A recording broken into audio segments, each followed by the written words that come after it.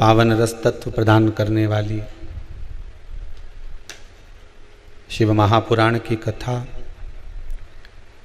इस पितृपक्ष के पावन अवसर पर कुबेरेश्वर बाबा की ये पावन धरा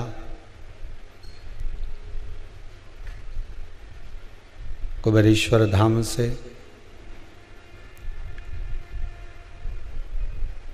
पूर्वजों के उद्धार के लिए, पितरों की शांति के लिए और जो कोरोना महामारी में जीव शांत हो गए हैं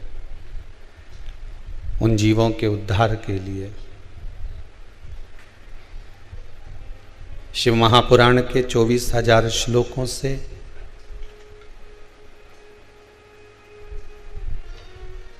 सुंदर विद्वज्जन ब्राह्मणों के पावन सानिध्य में 24,000 श्लोक से जीवों के कल्याण हेतु पावन आनंदमय हवन में आहुतियां प्रदान करी जा रही हैं, जिससे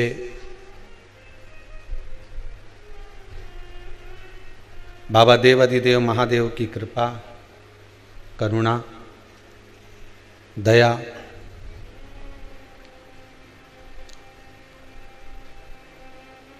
इन जीवों पर पड़े और इन जीवों का कल्याण हो। एक कौन सी सब्जी होती है जो पितृपक्ष में ब्राह्मण को भोजन कराते समय नहीं बनाई जाती?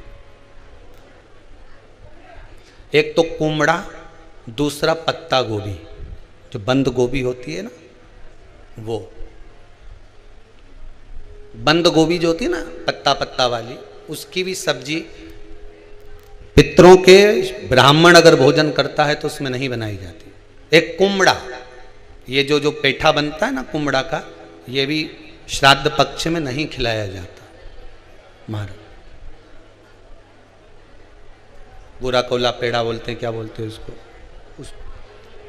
श्राद्ध पक्ष में उसको भोजन में नहीं दिया जाता। ब्राह्मण के भोजन, महाराज ब्राह्मण के भोजन में श्राद्ध पक्ष में सबसे ज्यादा जरूरी है दूध की खीर, दूसरा तुरई या गिलकी का भोजन, या तो सब्जी बनाओ या भजिया बनाओ, कुछ भी बनाओ। तीसरा मांस की दाल का भोजन, उड़द की दाल का भोजन। उड़द की दाल का या तो दही बड़ा बना लो, इमरती बना लो, या फिर बड़ा बना लो, या पकोड़ा बना लो, पर उसका भोजन होना जरूरी है। 3 भाग दूध का भोजन आहूतों के हिस्से में चले जाता है, गिलकी और तुरई का भोजन पितरों के हिस्से में चले जाता है, मांस की दाल का भोजन, उड़द की दाल का भोजन प्रेतों के हिस्से में चले जाता है। इसलिए ये 3 भाग का भोजन ब्राह्मण जब श्राद्ध पक्ष का भोजन करे तो उसमें बनाना जरूरी,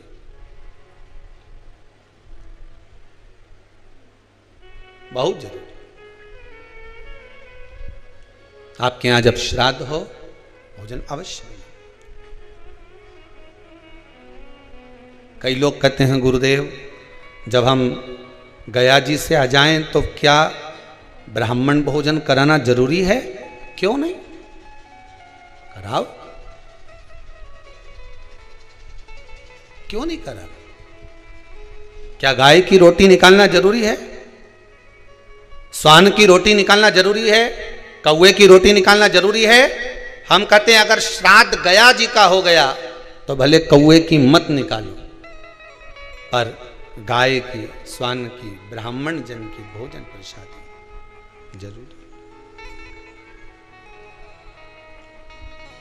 देखिए जब ज्यादा घर में पितृदोष हो ना, ऐसा लगे कि पितृदोष बहुत ज्यादा है, 1 रुपये कमा रहे हैं, 1.25 रुपये खर्च हो रहा है, हाथ में पैसा नहीं टिक रहा, दुकान 4 दिन अच्छी चल रही है, फिर व्यापार डाउन हो जाता है, कोई पैसा लेकर भग गया, नहीं दे रहा, कहीं कर्जा मात्रा बढ़ गई है, ये पितृदोष के लक्षण है कुछ। इसमें आपके घर में जो भी रुद्राक्ष पड़ा हो, जो भी रुद्राक्ष रखा हो, क्योंकि संभाल के तो आप रखते नहीं, पटक देते हो यहां, जो भी रुद्राक्ष आपके घर में रखा हुआ, एक पानी के पात्र में उस रुद्राक्ष को डाल दीजिए, उसमें एक चावल का दाना डाल दीजिए।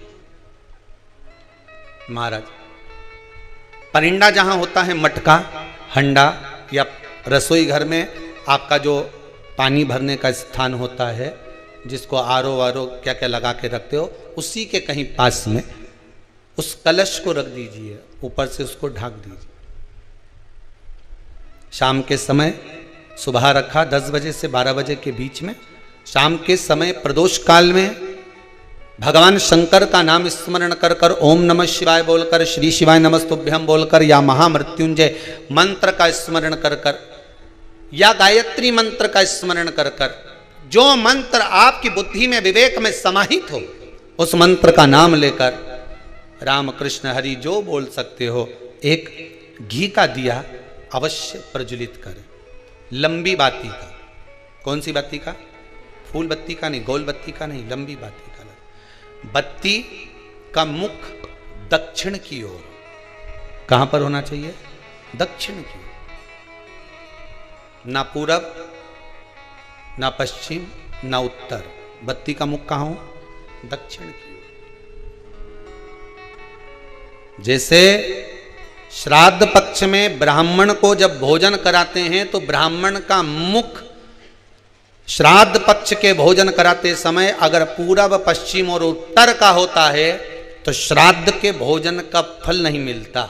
उसका मुख दक्षिण का होता है तो हमारे घर के जितने भी पितर उस तिथि में गए होते हैं सबको उसका भाग मिल जाता है और पितृदोष समाप्त हो जाता है। इसलिए ब्राह्मण का मुख श्राद्ध पक्ष में भोजन कराते समय दक्षिण का होना चाहिए।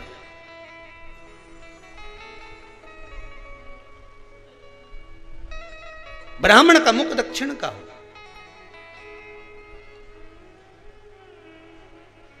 यहां तक शास्त्र कहता है, महाराज अगर गौ माता को श्राद्ध पक्ष में अगर भोजन दे रहे हो तो गाय का मुख अगर दक्षिण का है, गाय का, आपका मुख भले उत्तर का हो, गाय का मुख दक्षिण का हो, आपका मुख भले पूरा पश्चिम नहीं का, गाय का मुख अगर दक्षिण में है, अगर आपने दक्षिण में गाय को खड़ी कर रखा है और दक्षिण में उसका मुख और आप भोजन दे रहे हो तो शास्त्र कहता है कि किसी पिंड की जरूरत नहीं पड़ती, गाय स्वतः कल्याण कर देती है, गौ माता स्वतः कल्याण कर, दक्षिण मुखी हो। तो दिए की जो बाती का मुख कहां होना चाहिए? दक्षिण का। और दक्षिण का मुख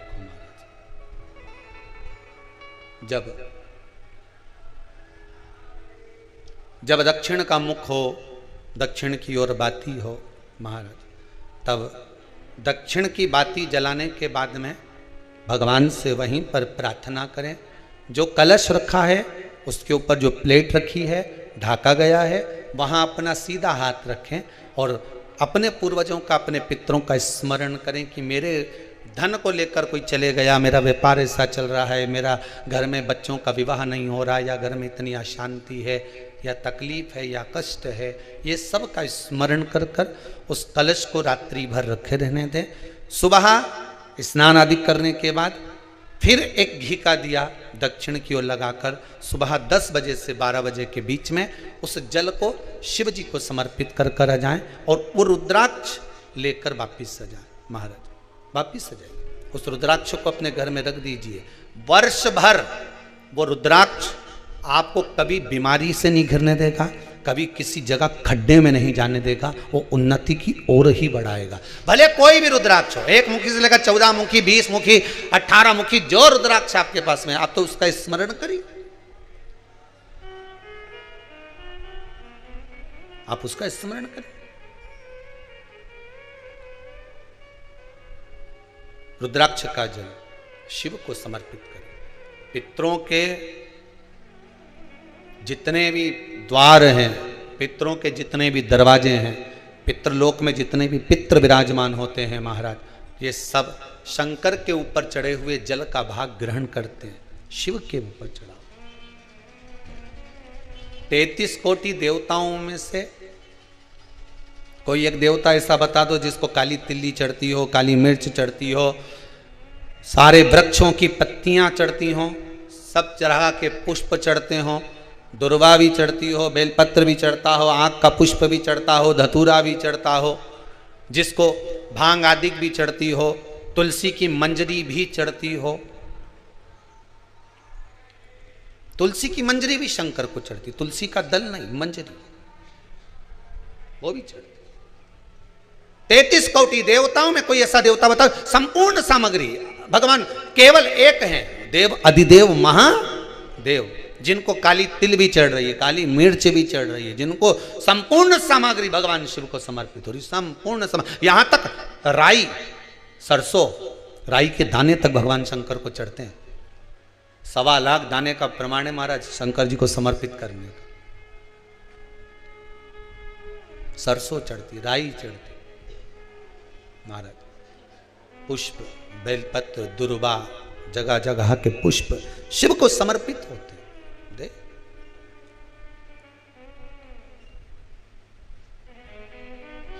पितृ, जब शंकर भगवान को जल चढ़ाया जाता है 16 श्राद्ध पक्ष में, 16 दिन श्राद्ध के जब हम भगवान शंकर को जल समर्पित करते हैं तो उसका भाग हमारे पितरों को प्राप्त होता है।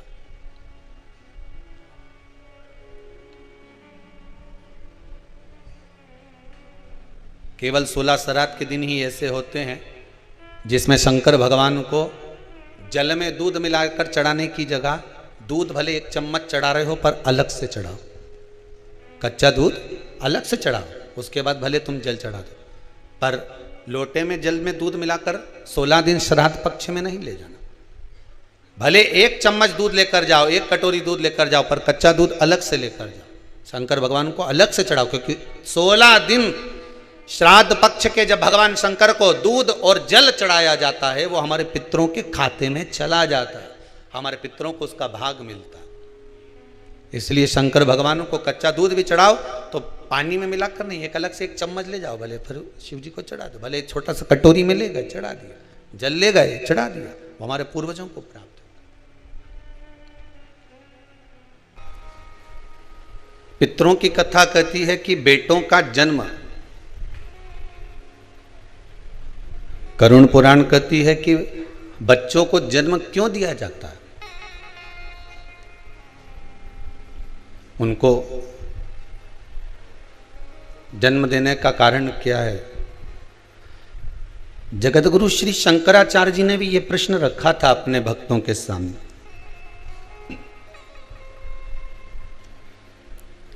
पूछा गया था कि औलाद क्यों पैदा करी जाती है, औलाद को जन्म क्यों दिया जाता।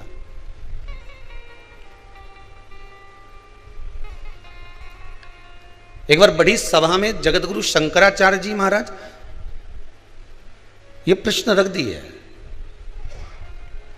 कि औलाद क्यों पैदा करी जाती है, संतान का जन्म क्यों किया जाता है। सबने श्री जगतगुरु शंकराचार्य जी पूछ रहे हैं, एक एक व्यक्ति खड़ा होकर बता रहा है कि औलाद इसलिए जन्म दिया जाता है कि वो हमको संभालेगी, बुढ़ापे में हमको साथ कर चलेगी। दूसरे ने कहा संतान औलाद इसलिए पैदा करी जाती है कि वो हमारे स्वास्थ्य का ध्यान रखेगी। तीसरा व्यक्ति खड़ा होकर बोला कि बुढ़ापे में किसी का साथ तो चाहिए। चौथा बोला जब हमारे जीवन में सुख दुख आएगा तो कोई साथ देने वाला तो चाहिए। श्री जगतगुरु शंकराचार्य जी ने इन सब की बात सुनी, पर जगतगुरु शंकराचार्य जी ने फिर भी मन को संतोष नहीं हुआ उस उत्तर से।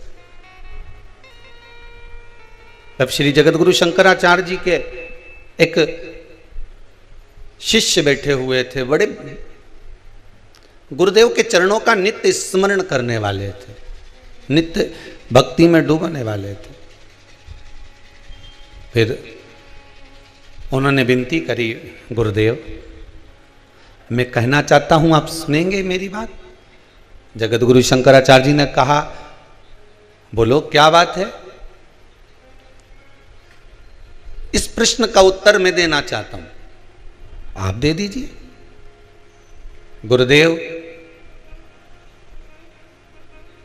औलाद इसलिए पैदा करी जाती है कि माता पिता में आग लगाए।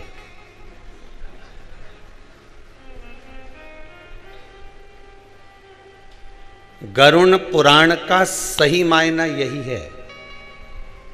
इसके सिवाय औलाद किसी काम की आई है? तुम्हारे कमरे में तुम सोते रहोगे, सिर दर्द होता रहेगा, औलाद अपना कमरा छोड़कर नहीं आएंगे। औलाद के सिर में दर्द होगा तो माँ दौड़कर चली जाएगी, बाप 50 बार पूछ लेगा बेटा चल मैं डॉक्टर को दिखाया हूँ, माँ कह देगी जरा चले जाओ, उसको स्वास्थ्य खराब है, उसका तबीयत खराब है, जाओ, बच्चा बीमार पड़ा हुआ है 4 दिन से, तुमसे पूछते नहीं बन रहा है। पत्नी का कहना मानकर पिता भी 4 बार जाकर पूछ लेगा बेटा कोई तकलीफ है, चल मैं तेरे को डॉक्टर को दिखा दूं, चल मैं तेरा चेकअप करवा दूं, चल मैं ऐसा कर दूं। माँ 50 बार पूछ लेती है बेटा तुझे तकलीफ क्या है, तुझे दुख क्या है। पर बहुत कम बेटे, बहुत कम होंगे। ऐसा नहीं कहता हूं कि नहीं होंगे, होंगे पर बहुत कम। जो माता पिता के सिर में दर्द भी हो तो 50 बार जाकर पूछ ले कि मम्मी क्या बात है, आज आप उदास दिख रही हो, आपका चेहरा उतरा हुआ है, कोई तकलीफ शरीर में हो तो चलो मैं डॉक्टर के पास ले चलता हूं।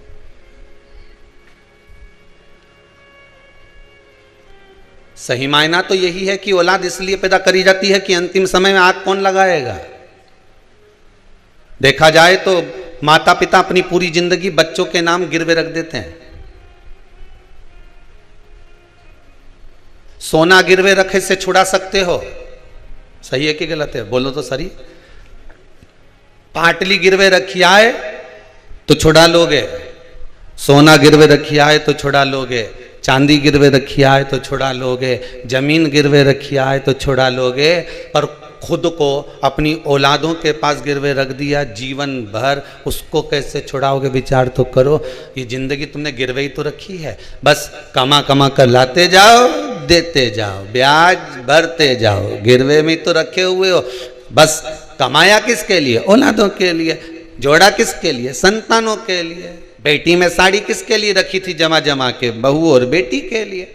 शादी करेंगे छोरी की तो उसको दे देंगे, बहू आएगी तो उसको दे देंगे। खुद ने अच्छी नहीं पहनी, उनके लिए संजो संजो कर रखी। ये गिरवे ही तो रखे हो तुम अपने परिवार में, गिरवे ही तो पड़े हो तुम अपने कुटुंब में। बस कमा रहे हो, जोड़ रहे हो और छोड़ रहे हो।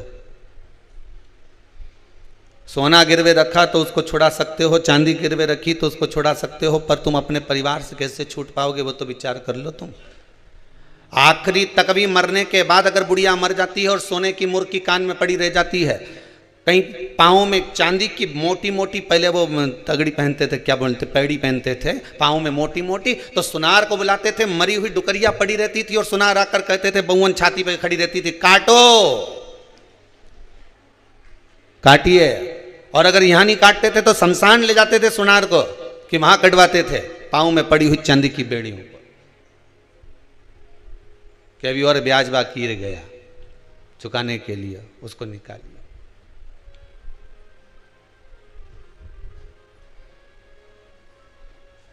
पूरी जिंदगी लगा दी आपने, पूरा जीवन, पूरा जीवन। सबसे बड़ा आश्रम कौन सा? जम के बोलिए जरा।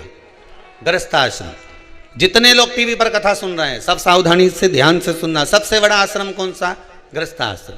कोई तुमसे कहे साधु बन जाओ, कि हम तो नहीं बने दादा। कोई तुमसे कहे सन्यासी बन जाओ तो कहने रेन दे दादा, तुम्हारा पांव पड़े, सारा साधु सन्यासी हम तो खूब देखिया, हमें नहीं बनना। कोई बोले तुमसे साधक बन जाओ तो हमें वे भी नहीं बनना। कोई तुमसे कहे कि कोई तपस्वी बन जाओ, जोगी बन जाओ, सन्यासी बन जाओ, तो कि हम तो वे भी नहीं बने दादा, हम तो घर में 2 रोटी बनाए खाएं। तो कोई तुमसे कहे कि नर्मदा के घाट पे जाके बैठ जाओ, रहने दे दादा, घर के बाहर बैठो तो बस योर वाला महाराज चिल्ला चिल्ला के बोले, मत तुम क्योंकि नर्मदा के घाट बैठ जाओ, रहने दे तू तो। फिर कहीं का बोले कि गंगा के घाट पर जाकर बैठ जाओ, हम तो घर में भले मन चंगा कटोते में गंगा।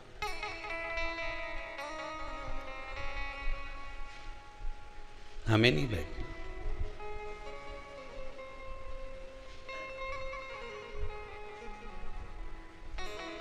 फिर कहाँ रहोगे? तो कहा जैसे मीरा घर में रहती थी, नामदेव जी घर में रहते थे, रामकृष्ण परमहंस जी घर में रहते थे, संत तुकाराम जी घर में रहते थे, मुक्ताबाई घर में रहती थी, कर्माबाई घर में रहती थी। भगवान उसको मिला कि नहीं मिला? मिला ना। ऐसे ही हम भी घर में रहेंगे। घर में रहना कोई सरल बात है? अरे भैया माना कठिन है घर में रहना, पर घर में ही तो भगवान मिलेगा। यशोदा रानी को मिल गया, नंद बाबा को मिल गया, मेरे दशरथ जी महाराज को मिल गया, कौशल्या मैया को मिल गया, तो मुझे क्यों नहीं मिलेगा? मिलेगा तो मेरे ही घर में, क्यों नहीं मिल सकता? रहो घर में, बस इतना याद रखो। जैसे जैसे किसी एक सेठ जी के लड़के की शादी, सेठ जी ने कहा एक से बढ़कर एक आइटम आना चाहिए, बैंड देखो कहां का जोरदार है, कैसा वहां का बैंड जोरदार है, उसी को बुक करो। हलवाई कहां का जोरदार है, कैसा वहां का हलवाई जोरदार है, उके बुक करो। बोलो सही है कि गलत है? जिसके यहाँ अच्छी शादी होती है, खूब पैसा खर्च करे तो अच्छा अच्छा चुन चुन के लाए। तो किसी ने कह दिया साहब दूल्हा काय पे बैठेगा, तो कि घोड़ी पे बैठेगा, तो घोड़ी ढूंढो। तो कैसा घोड़ी, तो वो वहां की जोरदार थी साहब, ऐसी घोड़ी क्या जोरदार, दूल्हा ऊपर अगर बैठ जाए तो लगे कि दूल्हा। अगर शादी करो नहीं छोरा की तो घोड़ी तो उनंग की लाना सा। अच्छा ऐसा क्या हुआ घोड़ी में? अरे क्या जोरदार घोड़ी ने दूल्हा जब बैठे तो ऐसो लगे। नहीं तो शादी मत कर जो साहब, घोड़ी लाओ तो उनंग की लाना, घोड़ी लाओ तो उधर की लाना, नहीं तो तुम तो शादी मत करो छोरा की। इतना पैसा खर्च करो ने घोड़ी में क्यों ला? तो इतने में सेठ जी बोले चलो घोड़ी बुक करने चलते हैं। और सेठ जी गए, सेठानी गई और सब मिलके घर वहां पर जाके बात करी कि भैया तुम्हारे यहाँ घोड़ी है कि हाँ है, तो शादी में दो क्या? तो क्यों नहीं देंगे, कितना पैसा लोगे? तो कि पैसे की बात तो बाद में हो जाएगी, कोई दिक्कत नहीं, ले जाओ, पर शर्त एक है। क्या? घोड़ी पे कौन बैठेगा? दूल्हे का बाप बोला मेरा छोरा बैठेगा। घोड़ी पे बैठने के लायक है कि नहीं?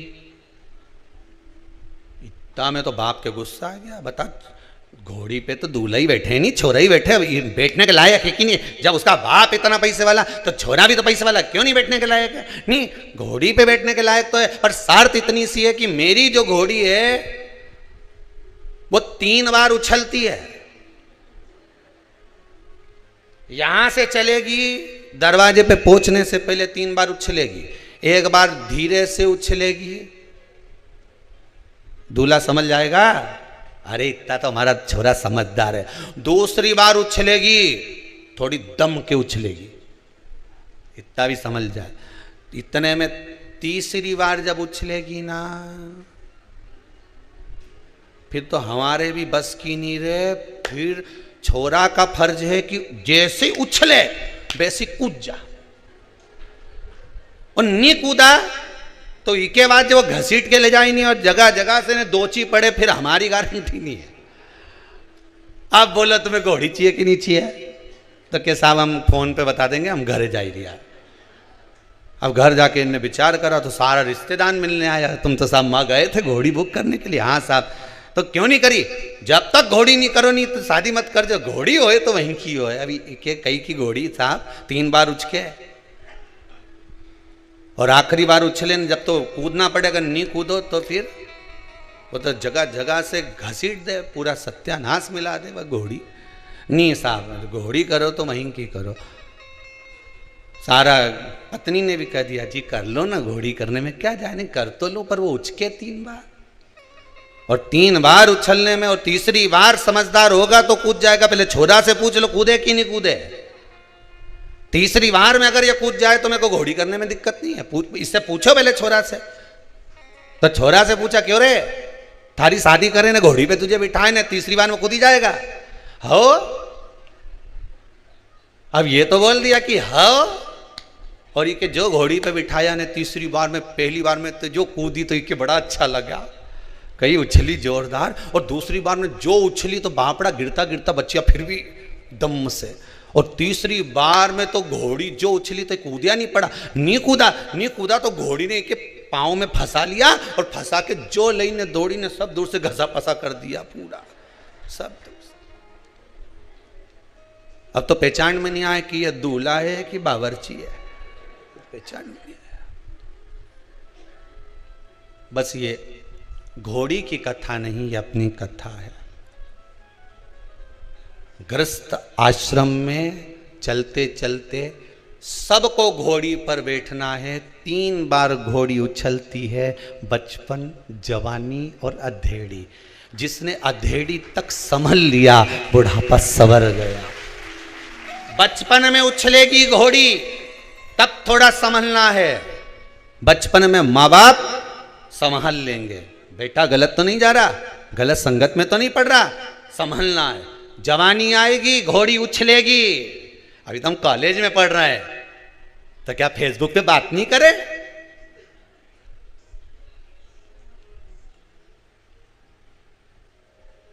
क्या व्हाट्सएप नहीं चला है? घोड़ी उछली, बहुत अच्छे से समझना हो। बचपन में उछली, माता पिता ने संभाल लिया। जवानी में उछली, डामाडोल हो गया, डामाडोल। और तीसरी बार में कूदना जरूरी है। अधेड़ी आए तब शादी हो गई, बच्चे हो गए, सब अपने अपने काम धंधे से लग गए, फिर उचकी।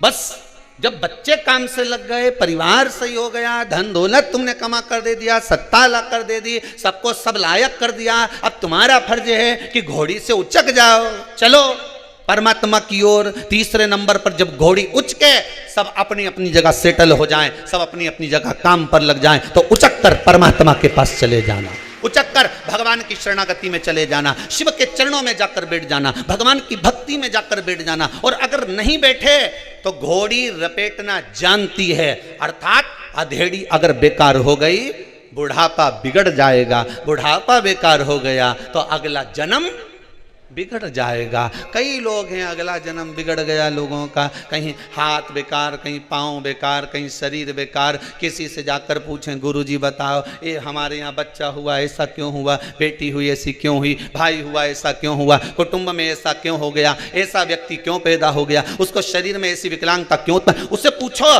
क्योंकि जन्म मिला था, बचपन, जवानी, अधेड़ी, बुढ़ापा, मनुष्य का शरीर मिला था साधने के लिए, पर परमात्मा का नहीं हो पाया। आखिरी में ना बचपन में न जवानी में लांगा। घोड़ी तो उछली थी, अगर कूद जाता तीसरी बार में भगवान के चरणों में पहुंच जाता तो शायद अगला जन्म संवार लेता, पर अगला जन्म संवार नहीं सका।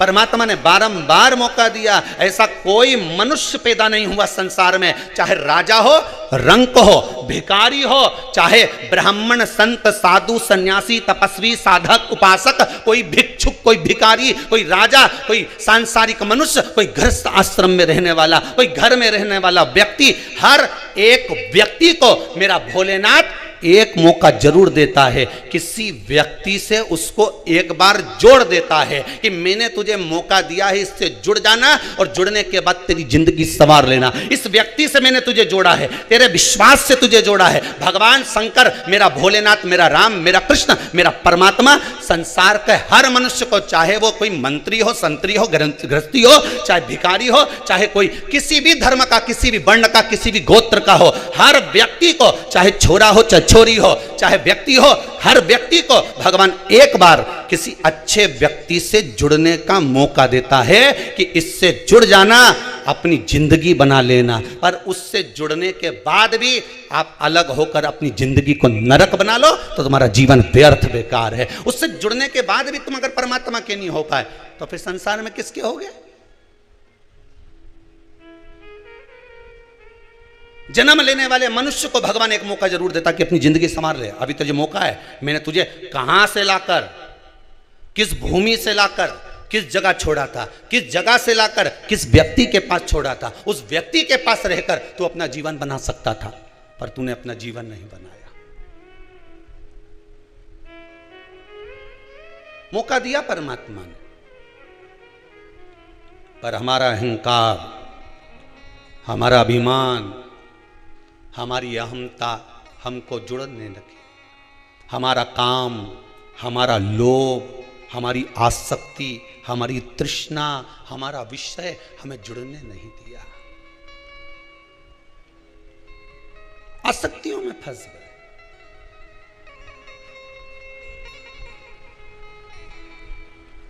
परमात्मा अगर किसी का काम कर देता है तो दुनिया के लोग परमात्मा का गुणगान गाते हैं। वो लोग गाए कि नहीं गाए? अरे बोलो तो सही, गाए नहीं। जितने लोग आस्था पर कथा सुन रहे हो, मोबाइल पर कथा सुन रहे हो, फेसबुक यूट्यूब पर कथा श्रवण कर रहे हो, मैं सभी श्रोता भाई बहनों को बहुत बहुत धन्यवाद देना चाहूंगा। बहुत बहुत साधु बात है साहब। टीवी पर सुनने वाले तो कथा टीवी पर सुन रहे हैं, तो भी अगर फेसबुक और मोबाइल पर लोग कथा सुन रहे हैं तो 40-40 हजार लोग केवल मोबाइल पर कथा श्रवण कर रहे हैं। उनको नमन करता हूं, आपके विश्वास को, आपकी श्रद्धा को नमन करता हूं। कल कार्यकर्ता बता रहे थे गुरुदेव 40,000 लोग तो केवल यूट्यूब पर कथा कर स्वादन श्रवण कर रहे हैं। मैं आपकी श्रद्धा, आपके विश्वास को नमन करता हूं। मैं नवयुवक टीम को जो अपना समय इस परमात्मा को, मेरे शंभू को दे रहे हैं, उनको नमन करता हूं। आपका विश्वास इससे ही जुड़ा रहे।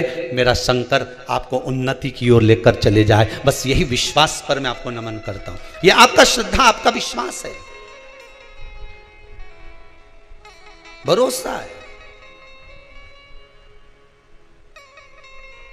एक मौका परमात्मा जरूर देगा आपको, आप हारना मत। आज दिल्ली से एक माता जी आई हुई थी, वो कह रही थी गुरुजी मैं पिछली बार अपने बेटे को लेकर आई थी, उसका एक एग्जाम नहीं निकल रहा था और वो उस कहाँ गई, वो बैठी होंगी कहीं ना कहीं, खड़ी होइए जरा, माइक दीजिए जरा।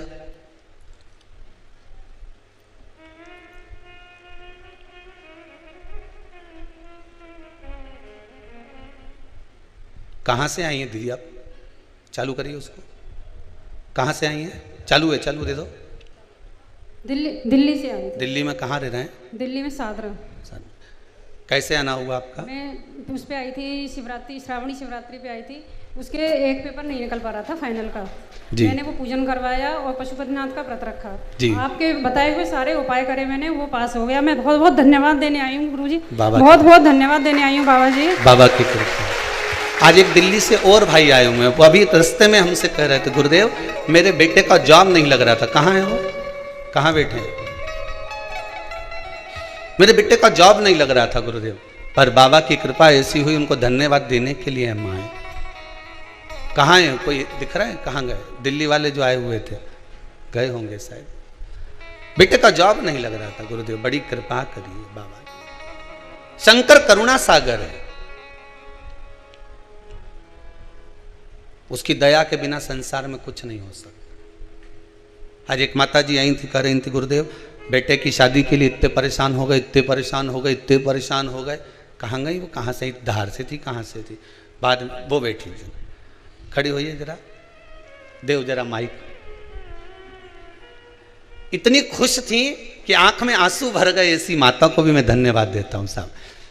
सब जगह से जब हार गए, अंत में शंभू की शरण में गए और बाबा ने अगर हाथ पकड़ा तो इससे बढ़कर खुशी और क्या हो सकती है? जरा विचार करिएगा। कहाँ से आई हैं माँ? राहू से, इंदौर से। इंदौर राहू से आए हैं। बहुत परेशान हो गए थे गुरुजी, मतलब रिश्ता बनते बनते फिर टूट जाता था। अब बाबा ने कर दिया। 3-4 बार ऐसा हुआ, फिर मैंने ना आपके उपाय करे और पशुपतिनाथ का व्रत करा। जय हो पशुपतिनाथ की। हो गया ना? दूसरे ही सोमवार को रिश्ता पक्का हो गया और अब शादी भी हो गई। जय हो भोलेनाथ जी की जय हो। बैठिए बैठिए। बहुत बहुत धन्यवाद प्रभु जी। एक अहमदाबाद से कोई आए हुए हैं, बड़ा सुंदर व्याख्यान कर रहे थे। अहमदाबाद वाले कहाँ हैं? खड़े होइए जरा, पहुंचाइए जरा माइक। आज खुशी इस बात की है कि आप लोग इतने प्रसन्न होकर आए हो ना कि दिल खुश हो गया। कि आनंद किसको कहते हैं कि यहाँ मालूम पड़ता है। कहाँ से आए आप? हर हर महादेव, अहमदाबाद से आया हूँ गुरुजी। अहमदाबाद में कहाँ से आए? रानी पार्टियों सर्कल जी। आज आपके चेहरे पर बड़ी खुशी थी, किस बात की खुशी थी? खुशी तो सबसे बड़ी है कि पूर्ण जन्म दिया है, वापिस जन्म मिल गया। वापिस जन्म। पिछली साल कोरोना में मैं इतना डर गया था कि मेरे जीजाजी और जीजी साथ में आए जी, उनको भी घर पे नहीं आने दिया मैंने। ओहो, किसी को भी घर पे नहीं आने दिया। मेरी एक दुकान थी वो भी बंद कर दी जी, पैसे भी नहीं लिए किसी से मैंने जी। और पिछली साल से सावन के महीने से पैसे खत्म हो गए जी। उसके बाद में मतलब पैसे ऑटोमेटिक आते रहे घर में, किसी के पास से कोई 1 रुपया भी नहीं लिया कहीं से। बाबा देता रहा, बाबा ऐसा देता रहा कि घर में अभी भी पैसे रखे हैं। जय हो, बहुत बहुत धन्यवाद। बाबा की कृपा आप पर ऐसी बनी रहे। बैठिए विराजिए। शिव कृपा करे, करुणा करे मेरा दयालु, तो उसकी करुणा में कोई कमी नहीं होती। केवल ये 3 ही नहीं, यहाँ पर इतने लोग आए हुए हैं बाबा की कृपा से। आपका विश्वास आपको लेकर आया है, भरोसा लेकर आया। इस धरा पर अगर आप आए हैं तो हमारा तो विश्वास है, जो नहीं भी आए उनसे कहते हैं कि शिव महापुराण की कथा आप दिल से श्रवण करना। जो नवयुवक बच्चे हैं, कंपटीशन एग्जाम में बैठ रहे हैं, इंटरव्यू देने जा रहे हैं, नौकरी के लिए जा रहे हैं, मैं उनसे भी कहूंगा बेटा एक बार इस शिव महापुराण की कथा को भले मोबाइल पर सुनो, टीवी पर सुनो, अपने घर पर बैठकर सुनो, चाहे कहीं पर भी बैठकर सुनो, पर इस पितृ मोक्ष शिव महापुराण की कथा को एक बार जरूर सुनना। तो काल सर्प दोष, पितृ दोष, आहूत दोष, वासुक दोष, सारे दोष मिट जाएंगे और तेरा जॉब जरूर लगेगा। तू पास होगा, उत्तीर्ण होगा, अग्रण्य बढ़ेगा, चिंता मत करना। तो बाबा पर विश्वास रखकर आगे बढ़, बस शंभु का नाम लेकर। भगवान स्वयं कथा कह रही है कि परमात्मा एक मौका देता है आपको जुड़ने का। अगर आप जुड़ गए तो परमात्मा आपको ले जाकर कहीं अच्छी जगह छोड़ देता है, अच्छी जगह।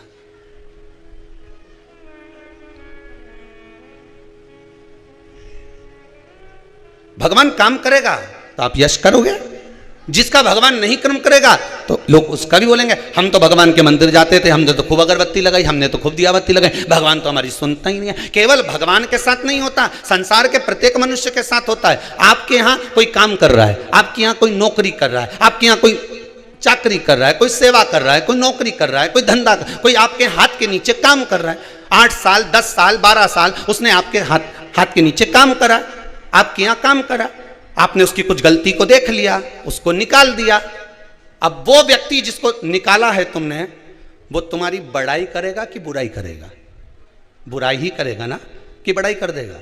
अरे बोलो तो जम के, बुराई ही करेगा ना, क्योंकि 10 साल तो यहां खूब खाया, आपके पास में खूब रहा, 10 साल तो आपके पास में रहकर खूब चकाचक की जिंदगी थी, और जब आपके पास से, आपकी नौकरी से, आपके दरवाजे से निकाल दिया गया, उसका व्यवहार, उसका व्यवसाय देखकर, उसका स्वरूप देखकर, उसकी गलत काम देखकर, तो वो तुम्हारी बड़ाई नहीं करने वाला, वो तुम्हारी जगह जगह केवल बुराई ही करेगा। अब उसके बुराई करने से तुम्हारा कुछ बिगड़ने वाला है क्या? हाथी जाए बाजार और कुत्ता भोके 1000, उससे कुछ बिगड़ेगा क्या तुम्हारा? कुछ नहीं। तुम तो हाथी जैसे दुम हिलाकर, अलमस्त सूंड हिलाते हुए अपनी जिंदगी को आगे बढ़ाते चलो। दुनिया आग लगे बस्ती में, अपन रहो मस्ती में, क्या किसको रोइए, चादर तान के सोइए, आप अपनी जिंदगी मस्त जियो।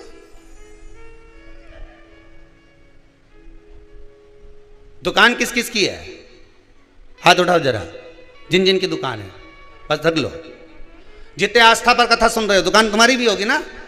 दुकान में कांटा और बाट रेक ही नहीं रहे। कांटा मतलब तराजू, और बाट, कांटा और बाट रेक ही नहीं रहे। अगर कांटा ही कांटा रख लो तो, अरे बोलो जम के, काम चले नहीं। और बाटी बाट रख लो तो कहीं माटा फोड़े? अरे बोलो तो सही, कांटा होगा तो बाट भी होगा।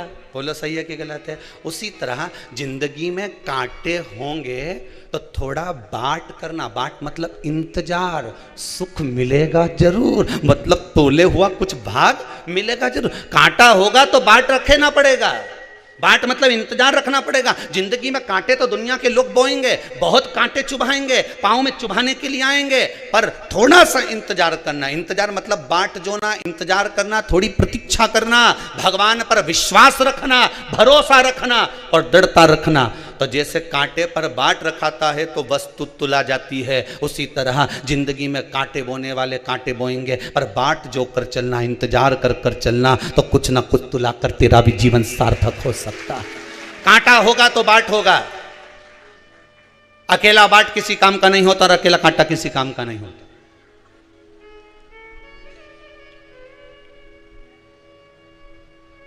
वो किसी काम का नहीं।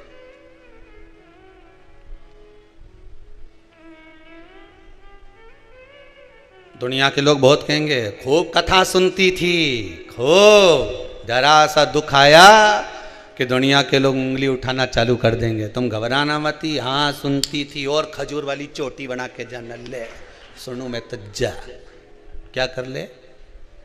अब दुख आन पड़ा, इतनी तकलीफ आई, क्या कर लिया तेरे बाबा महादेव ने? तो क्या उसने करा तभी तो इतनी शान से जी रही। और आपसे निवेदन है, पहले भी कथा में कहा, दुख कितना भी आए, कितना भी आए, पर चेहरे से स्माइल मत जाने देना। तुम्हारी स्माइल तो ना जाने कितनों को घायल कर जाएगी, ना जाने कितनों को। दुनिया के लोग कहेंगे इतना दुख आने के बाद कर्जे में लदालूम पड़ी, दुकान नहीं चल रही, फैक्ट्री बिकने में पड़ी, सारा मकान बैंक में पड़ा, इसके बाद भी इसके चेहरे पे इतनी स्माइल, सारा रिश्तेदार उनके अटैक आ जाएगा बापड़ी के देख देख के कि इतनी प्रसन्नता कहां से ली आई। इतना कर्जा बैंक में लोन में पड़ा, ये पड़ा वो पड़ा, बहू सुने नहीं, बेटी ऐसी बेटा वैसा, दुनिया के लोग कितना ही उंगली उठाए, पर शंकर की कथा अपनी जिंदगी में उतार कर रखना। स्माइल में कमी मत आने देना, प्रसन्नता में कमी मत आने देना, भगवान के भजन में कमी मत आने देना, भगवान की भक्ति में कमी मत आने देना, शंकर के स्मरण में कमी मत आने देना, शंकर के गुणनवाद में कमी मत आने देना, शंकर की कथा में कमी मत आने देना। मेरे चेहरे पर ये चमक, ये दमक, ये फुल बन में महक, सब कुछ भोलेनाथ की दी हुई है। कर्जे में हूं तो क्या हुआ, एक दिन तो उबारेगा। तुम्ही ने दर्द दिया है, तुम्ही दवा देना। उसने दर्द दिया है, उसने दुख दिया है, उसने तकलीफ दी है, उबारेगा भी वही। क्यों रोऊं मैं, किस लिए रोऊं मैं?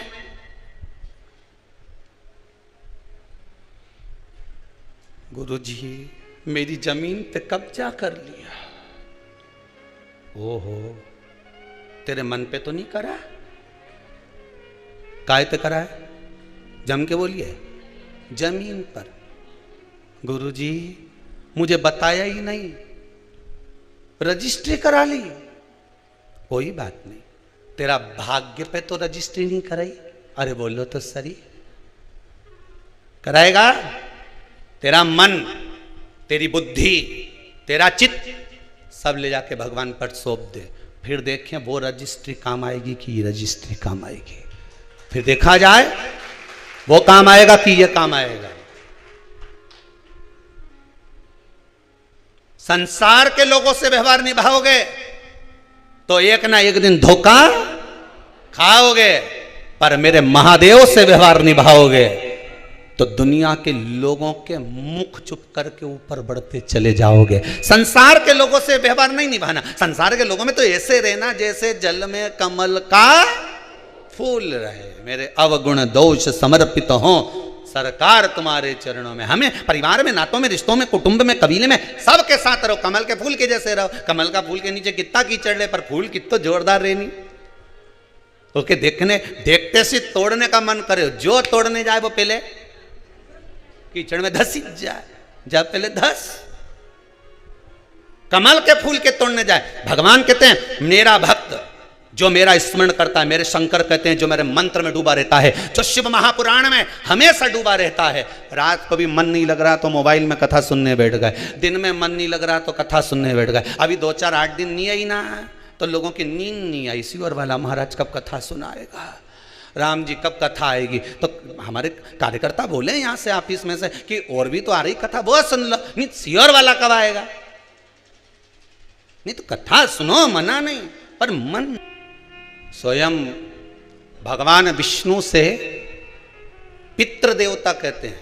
आपको कथा में कहा था, जितनी देर आप शिव महापुराण की कथा में बैठते हो, आस्था चैनल के सामने या मोबाइल पर कथा श्रवण करने बैठते हो, ऑनलाइन शिव महापुराण की कथा सुन रहे होते हो, उतनी देर जितनी देर आप भगवान की कथा सुन रहे होते हो, उतनी देर आपके पूर्वजों के पास, आपके पितरों के पास भगवान विष्णु बैठे रहते हैं। उनके कंधे पर हाथ रखकर कथा सुनते हैं कि तेरे बच्चे सत्कर्म कर रहे हैं, तेरे बच्चे पुण्य कर्म कर रहे हैं। इसलिए आपसे कर रहे हैं, बार बार कर रहे हैं कि इस पुनीत पावन 24,000 श्लोक से शिव महापुराण का जो यज्ञ चल रहा है, इसका दर्शन करो, कथा श्रवण करो और अपने जीवन को सार्थक बनाओ। जितनी देर आप कथा में बैठे उतनी देर आपके पूर्वजों के पास मेरे नारायण बैठे, उनके पास भगवान बैठे। छूट जाए पर मेरा भोलानाथ, मेरा शंभुनाथ, मेरा त्रिकालदर्शी, मेरा कैलाशी, मेरा अविनाशी नहीं छूटना चाहिए। वो क्यों छूटे?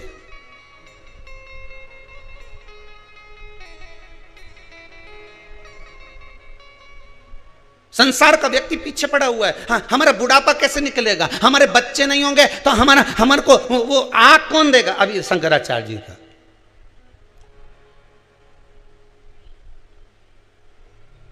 तुम्हें आग लगाने वाले को मत ढूंढो रे। अभी कोरोना महामारी ने दिखा दिया, औलाद को मौका नहीं मिल पाया। बोलो सही है कि गलत है? ऐसे ही आग लगा जाए। तुम्हें आग लगाने वालों को मत ढूंढो कि बच्चे नहीं होंगे तो आग कौन लगाएगा। तुम्हारे भीतर समाहित अज्ञानता में आग लगाने वाले सदगुरु को ढूंढो कि अज्ञानता में आग लगा दे और मुझे ज्ञान की उपज पैदा कर दे, जिससे मुझे महादेव मिल जाए। अज्ञानता को जलाने वाला कोई सदगुरु मिलना चाहिए। तुम में आग लगाने वाला नहीं मिलना चाहिए, अज्ञानता में आग लगाने वाला चाहिए। 4 बांस, 4 कंधे और 40 कंडे, ये तो कोई भी दे देगा। आखिरी समय में इतना ही सामान चाहिए। जिसके नहीं मालूम है लिख लो, जिसके नहीं मालूम लिख लो। क्या क्या? 4 बांस, 2 तो लंबा, बाकी का आधा टुकड़ा करा हुआ ने बिछाने। 4 बांस, 4 कंधे और 40 कंडे, इससे ज्यादा कहीं नहीं लगे। और इतना चीज पाने के लिए पूरी जिंदगी निकाल दी। छोरा की नहीं सुनेंगे तो कंडा कौन देगा, बहू की नहीं सुनेंगे तो फिर अब ये 4 बांस, 4 कंधा और 40 कंडा तो तुम नी भी चोरा चोरी के पूछो तो भी कोई दे देगा। ये कोरोना महामारी में दिखा दिया, नहीं पूछोगे तो भी दे देगा। भगवान तो कहा गीता जी में कि ये मीरा, कर्मा, नामदेव, ध्रुव, प्रहलाद, संत, महात्मा, साधु, सन्यासी, तपस्वी, साधक, उपासक जो एकांत में तप कर करके मर जाते हैं, इनके कौन सी औलाद अंतिम संस्कार करने आती है? इनको कौन 4 कंधा देने आता है? इनको कौन 40 कंडे देने आता है? इनको 4 बांस देने कौन आता है? भगवान कहते कोई दूसरा नहीं आता। भगवान कहते गीता में मैंने वचन दिया है अर्जुन को, जन्म मैंने दिया, माता के स्तनों में दूध मैंने दिया। तो भोजन करना नहीं जानता था, नौकरी पे नहीं जाता था, पैदा होते से तू कहीं सर्विस करने नहीं चले गया। पेट मैंने भरा, तेरे उदर की पूर्ति मैंने करी, और मरेगा तेरे परिवार वाले तुझे अग्नि नहीं देंगे, कंडे नहीं देंगे, कंधा नहीं देंगे। भगवान कहते हैं तो मैं आऊंगा, तुझे गोदी में उठाकर वहां तक लेकर जाऊंगा। काहे चिंता करता है? जबरदस्ती का रोए, जबरदस्ती का आंसुड़ा ढलका है। मारा कई होगा, कई। अरे तुम्हारा क्या होगा? तुम तो डायरेक्ट क्यों ना, तेरा क्या होगा रे कालिया? तुम्हारा क्या होगा? तुम तो शिव महापुराण की कथा सुन रहे हो, तुम्हारा कुछ नहीं होने वाला। अब तो यमराज भी सोचे, इन्हें तो 10-12 बार सुन ली रे, ये के तो घर का भी चक्कर मत काट, जिन्हें पड़ोसन के उठा ला जाए पर इसे छोड़ी आ जाए। अब तो यमराज भी कहे ही के दरवाजे मत पहुंच जाना दादा।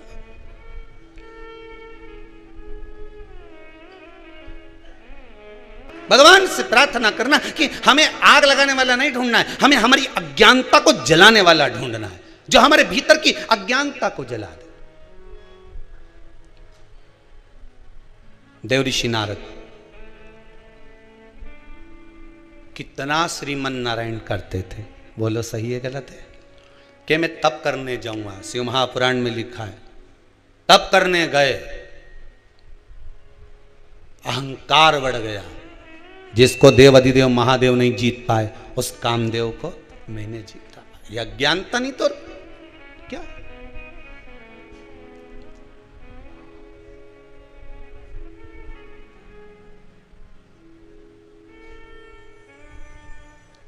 अब ये सबसे पहले उठ के किसके पास गए? शंकर जी के यहां गए थे कि नहीं गए थे? कथा में बताया था। कौन? देव ऋषि नारद ने कामदेव को जीता। सीधे शंकर जी के पास गए और शिव जी के पास जाकर बोले देव अधिदेव महादेव की जय हो। शंकर भगवान ने पूछा आओ प्रभु कैसे आना हुआ देव ऋषि नारद? नारद जी बोले जिसको आप नहीं जीत पाए, उस कामदेव को मैंने जीता है। शंकर भगवान बोले आप देव ऋषि नारद हो, आप तो दुनिया जीत सकते हो, ऋषि क्या नहीं जीत सकता? आप तो दुनिया जीत सकते हो। शंकर भगवान ने रुद्राक्ष की माला उठाई, नारद जी के गले में पहना दी, और जाते जाते नारद जी को एक फ्री की एडवाइस दे दी। अकल, फ्री की अकल, फ्री का ज्ञान क्या दिया? जो तुमने मुझसे कहा ये भगवान विष्णु से, अरे बोलो तो जम के मत कहना, अच्छा ही कहा ना, अच्छा ही कहा ना। कि अपने मुंह से अपनी बड़ाई नहीं करना है, मत बोलना तुम भगवान विष्णु के सामने जाके। पर नारद जी माने,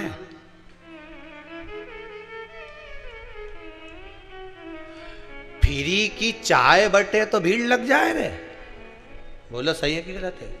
और मैं लिखा रे फ्री की चाय तो थोड़ी तुम कहीं पी रहा हो यहाँ होटल पे अंदर फ्री में। बोलो सही है कि गलत है? फ्री की कचौड़ी बटे तो अरे बोलो जम के भीड़ लग जाए। फ्री का कम्बल बटे तो ये सो जोरदार कम्बल, कहीं जोरदार। कितना का लिया? फ्री में मिल रही है, चली जा।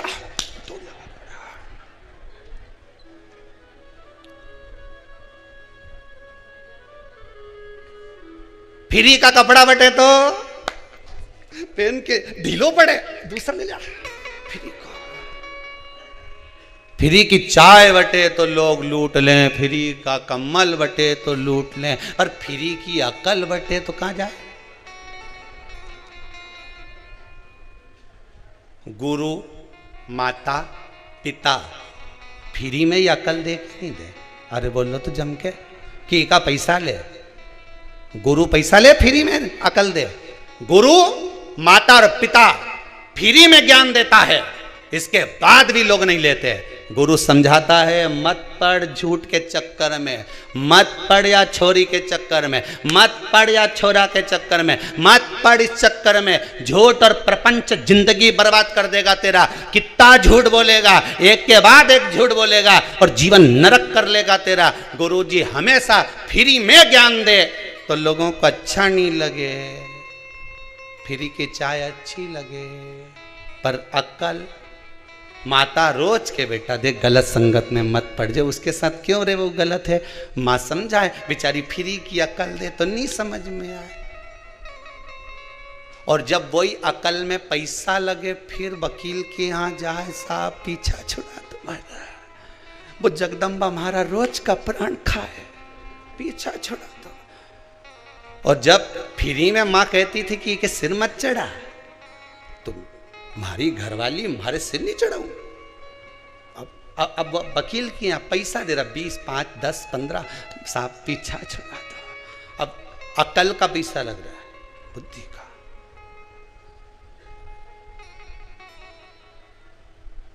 गुरु माता पिता फ्री में ज्ञान देते हैं, कौन सा तुमसे पैसा ले? अरे गुरुजी बराबर तो जीवन में कोई नहीं हो सकता, सदगुरु बराबर दुनिया में कोई नहीं हो सकता। एक कथाकार जब कथा करने बैठता है व्यासपीठ पर, जितने कथाकार कथा करने बैठते हैं ये अपनी तिजोरी का माल लेकर बैठते हैं। उनकी तिजोरी है श्रीमद् भागवत, शिव पुराण, रामायण, और इस तिजोरी के माल को भरे मंच से लुटाना प्रारंभ करते हैं कि राम नाम के हीरे मोती मैं बिखराऊं गली गली, ले लो रे कोई, अरे जम के तो बोलो, ले लो रे कोई राम का प्यारा, शोर मचाऊं गली गली। एक कथाकार, एक संत, एक महात्मा, एक जोगी, एक सन्यासी, एक तपस्वी, एक साधक, एक व्यास वक्ता कथा करने बैठता है तो अपनी तिजोरी का माल लुटाने बैठता है कि तुम्हें लुटा रहा हूं, ले लो, अभी भी मौका है, ले लो। जैसे वो रात के चिल्लाए, सीटी बजाए, जागते, अरे बोलो तो चमके, जागते रहो। अब उसको क्या पड़ी आधी रात को चिल्लाने की कि जागते रहो? उसको मालूम है ये कोई जगह है, सो रहा है।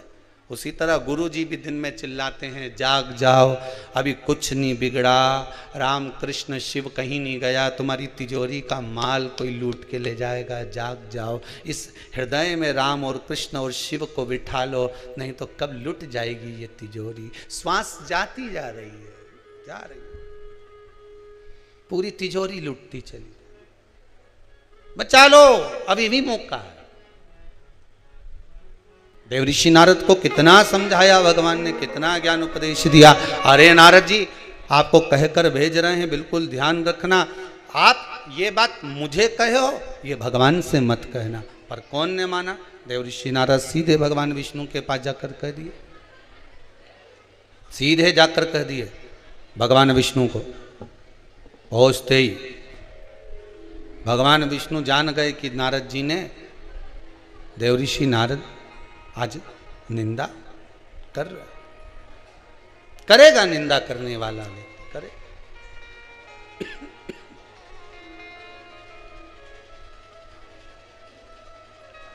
करे करे सो होन दो। अब देवऋषि नारद को लगा कि भगवान विष्णु को इतनी बड़ी बात कही, और इतनी बड़ी बात मैंने देवऋषि नारद मन में सोचे कि मैंने भगवान विष्णु को कही, और भगवान मेरी बात को तो लिए ही नहीं। निंदा करने वाला व्यक्ति, कोई अगर किसी पर उंगली उठाए तो पहले विचार कर लेना कि ये सत्य बोल रहा है कि असत्य बोल रहा है, विचार करिएगा।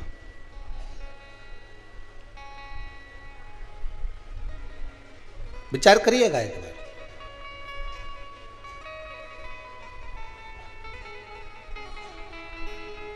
अच्छाई देखोगे तो ढेर अच्छाई मिलेगी, और बुराई देखोगे तो ढेर बुराई मिलेगी। एक बार जब भगवान राम जी महाराज अयोध्या में आ गए, राम राज्य स्थापित हो गया, तब राम जी महाराज जब शाम के समय पर टहलने के लिए निकले तो अयोध्या के एक विद्वान ने राम जी महाराज को रोक लिया। रुकिए महाराज, यहीं पर आपसे कुछ बात करना है।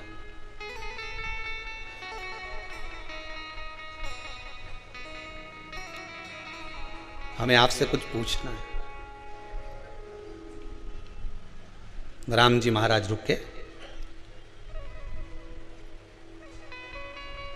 विद्वान के चरणों में राम जी ने प्रणाम किया। कोई बहुत अगर विद्वत्ता की बात करे ना तो उसके सामने शून्य बन जाना चाहिए। अपनी ज्ञान की परिभाषा में मत खोलना।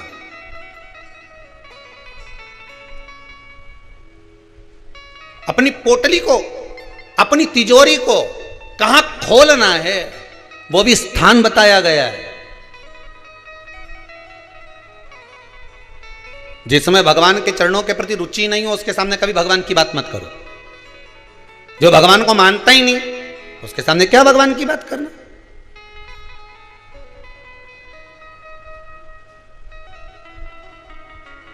ज्ञान उसी को दीजिए जो ले रहा हो, उसके सामने कभी ज्ञान मत दो जो लेने कोई तैयार नहीं।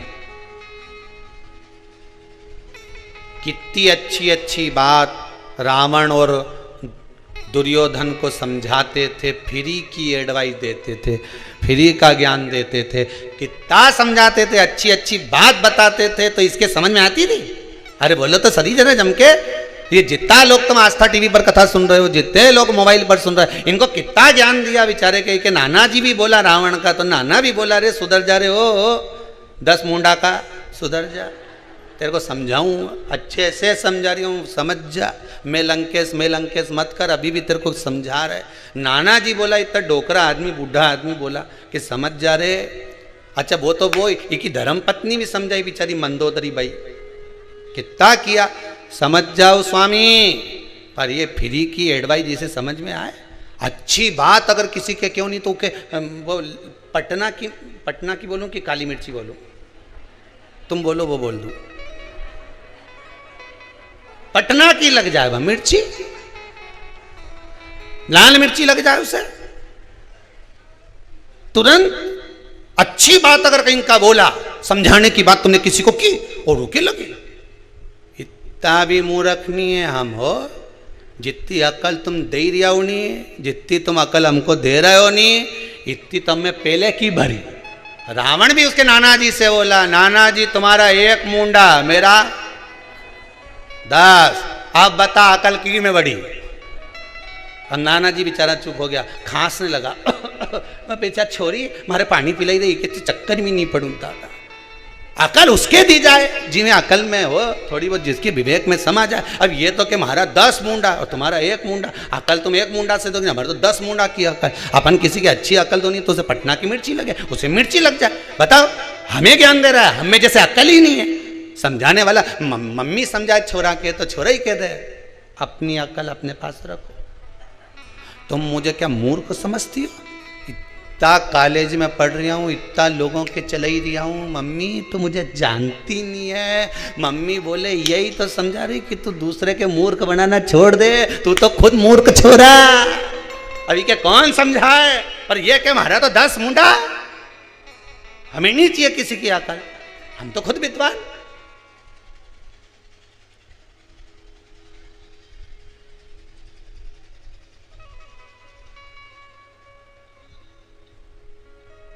हम तो खुद विद्वान। और दुर्योधन को कितना समझाया? अब बापड़ा के बताओ, कितना भगवान कृष्ण समझाने के लिए गए, मान जा रहे हैं। देखो हाथ जोड़ो दादा, 5 गांव का राज्य दे दे इनके, क्या कि एक सुई की नोक के बराबर नहीं दो। फिर भगवान ने भी कह दिया ठीक है, अब सुई भी ले लेंगे ना नोक भी ले लेंगे, तो ही लग गई मिर्ची। कि बताओ, भगवान कृष्ण तो पांडवों का साथ दे रहा है, लग जाए। सत्य कहो, श्रेष्ठ कहो, दुनिया के लोगों को सही राय दीजिए, सही मार्ग बतलाइए, फिर भले उन्हें पटना की लगे चाहे काली लगे, अपने कोई फर्क नहीं पड़े। तुम तो अपने सत्य पे टिके रहो, तुम्हें कहीं करना।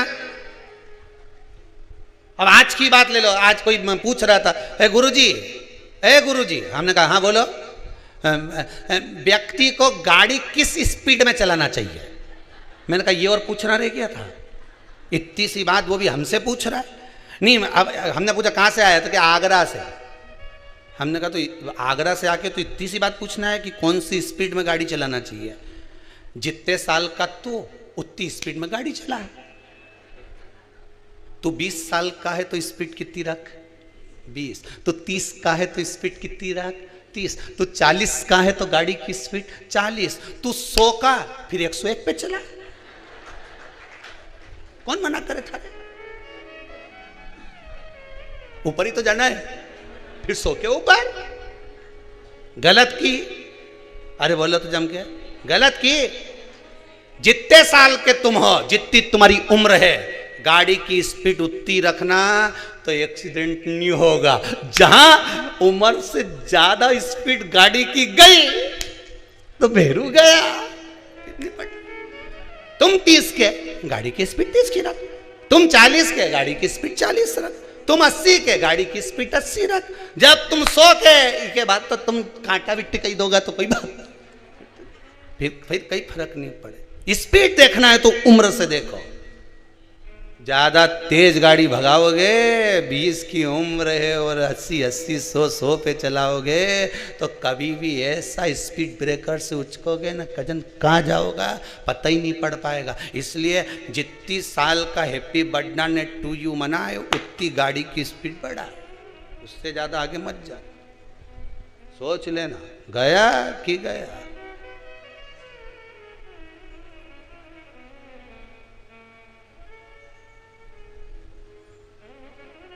गया तो गया।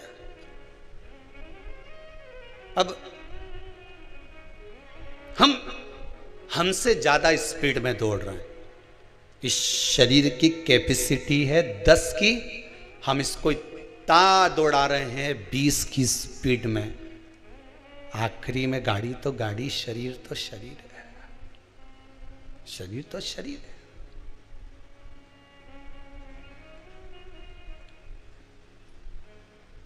आठ बजे से दुकान पे बैठ गया, 9 बजे तक उठ नहीं रहा।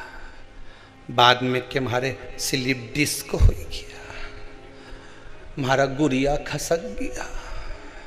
डॉक्टर के यहाँ गया, डॉक्टर साहब बोले पट्टा बांध लो। डॉक्टर ने एक बात नहीं बोली कि पट्टा बांध लो, डॉक्टर बोला। किसी संत के पास जाता तो एक ही बात कहता, शिव महापुराण का पट्टा बांध ले। शिव पुराण में जाके बैठना चालू कर दे, अब ये दुकान वुकान सब छोरा छोरी के दे दे, डोकरा वीगी आप कई काम करनी दादा। अब भगवान का भजन करो, जीवन में मिला है जितनी श्वासें मिली भगवान की भक्ति में लगा। काम करो मना नहीं है, दिल से करो, दुकान चलाना है खूब चलाओ, व्यापार करना है खूब चलाओ, तुम्हारा शरीर चले तब तक चलाओ, पर साथ में शिव नाम गाते जाओ, राम नाम गाते जाओ, भगवान कृष्ण का भजन गाते जाओ। ये जीवन का कोई ठिकाना, कोई ठिकाना नहीं। कौन सा भरोसा। अब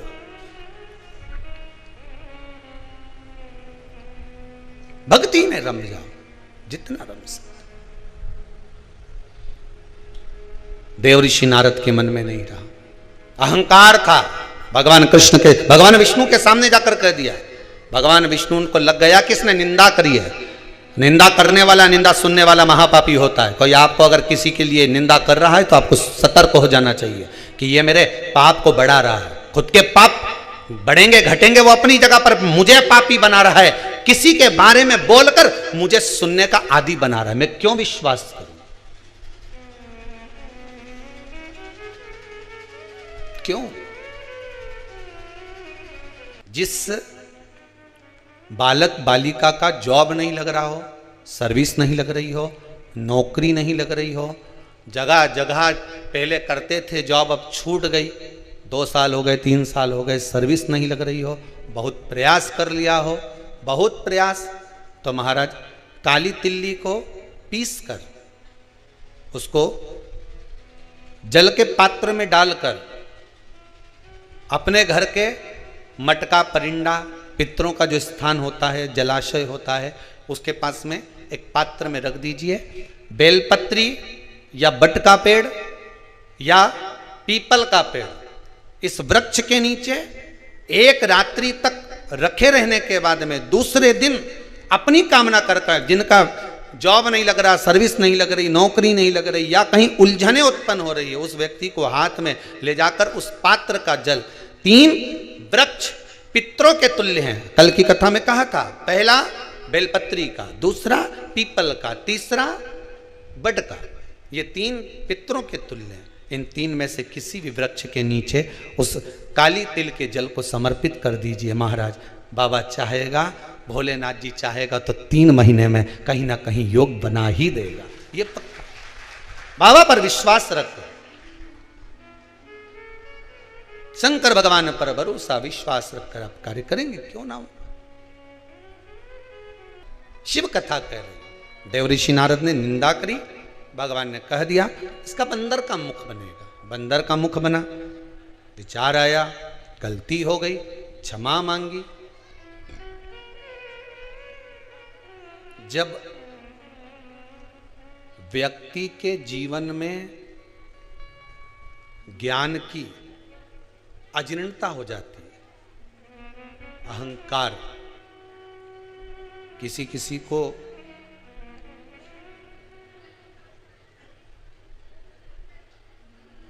ज्ञान की अजीर्णता हो जाती है। हम इतने विद्वान हैं, हमारे पास में ये डिग्री है,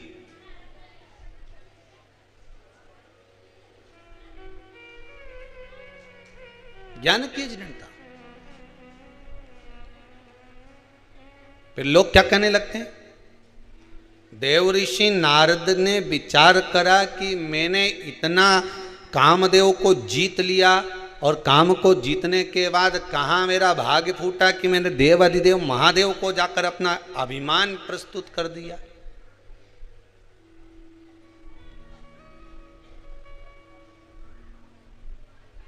एक बात लोग कई बार कहते हैं, आपने भी सुनी होगी, धर्म करते, आपको मालूम है क्या?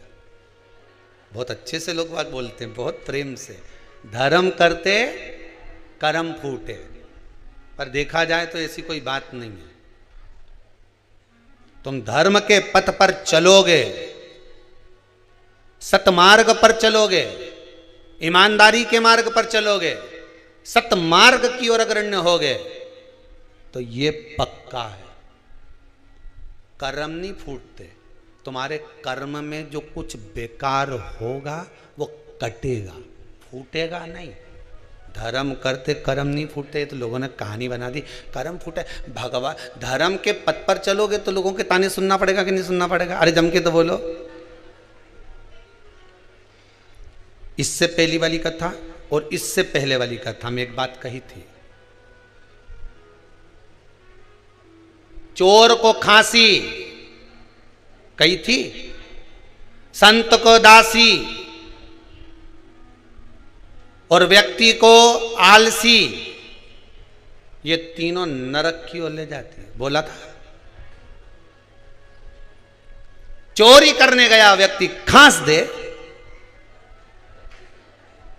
गया, और संत के पास अगर कहीं की दासी हो तो वो संत भी।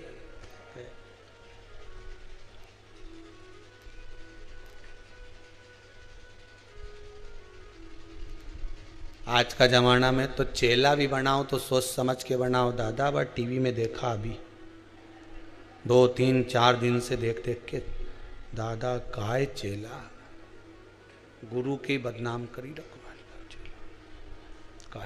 50 बार विचार करना पड़ेगा गुरु को चेला बनाने से पहले।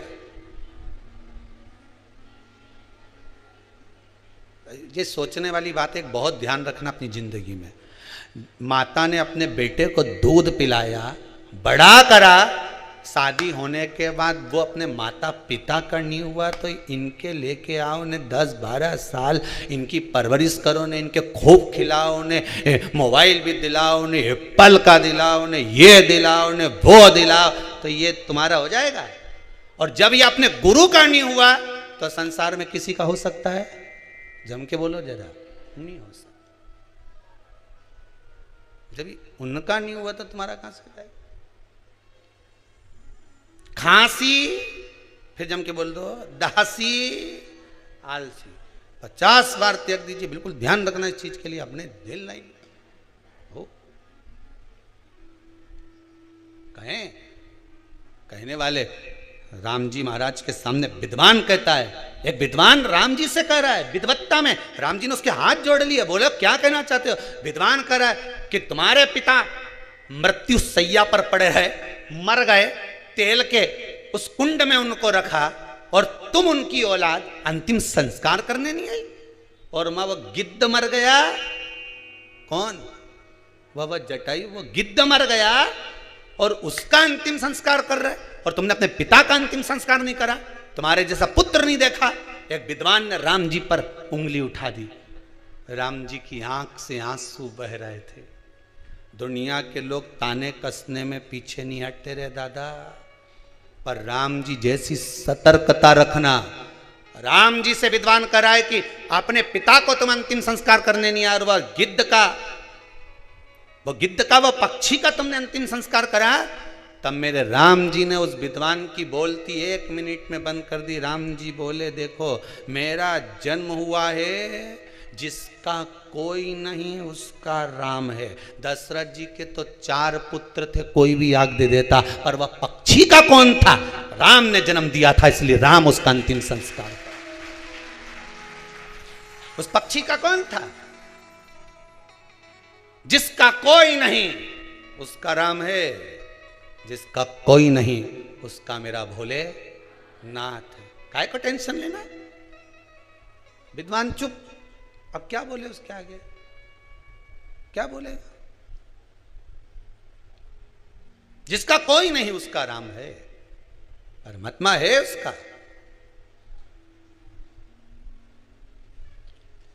अज्ञानता का भाव प्रकट मैंने कहा ये बोल दिया। देवऋषि नारद का अभिमान, देवऋषि नारद की अभिमतता कहां मैंने बोल दिया?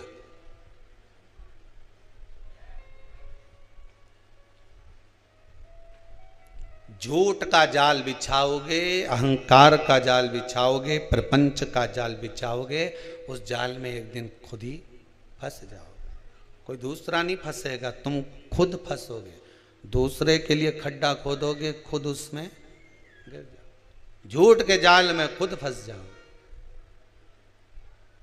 आज कहा नेत्रों से जल बह रहा है, मुझसे गलती हो गई, अब मैं क्या करूं? देवऋषि नारद करें, अब मैं क्या कर सकता हूं, अब मैं करूं तो करूं क्या। कहा जिसका अपमान करा है उसी की शरण में चले जाओ। शरण में जाने से कुछ होता है क्या? शरण में जाओगे और माफी मांग लोगे, चरण पकड़ लोगे। बेटा रोते हुए अपने माता पिता के चरण पकड़ ले तो क्या माता पिता माफ नहीं करते? लाखों का डब्बे में लगाया या शेयर मार्केट में लगाया या बाप को कर्जे में लदा लूम कर दिया तो भी बाप बेटे से यही कहेगा, हे तो छोरा मेरा ही, फिर भी कह देगा कोई बात नहीं, आ मेरे गले लग जा। माता पिता सदगुरु परमात्मा होता ही ऐसा है, वो क्षमा कर देता है, जा। पर हम में फूल कर अहंकार, अभिमान, मैं हूं मैं हूं मैं हूं, नहीं,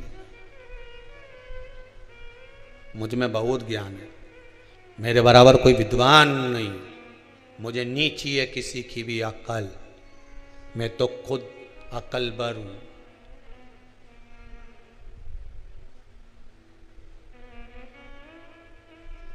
मुझे नहीं चाहिए। देवऋषि नारद का अभिमान चले गए, चंद्रभागा नदी के तट पर जाकर शिव की आराधना करी, मुझसे गलती हो गई, मुझे क्षमा कर दो। शंकर भगवान आए, देवऋषि नारद को दर्शन दिया। जब अभिमान ही चले गया तो फिर चिंता क्या? अहंकार में 3 गए, धन वैभव और वंश, ना मानो तो देख लो रावण, कौरव और कंस, तीनों अहंकार में चले गए। अभिमान गया ना, कोई बात।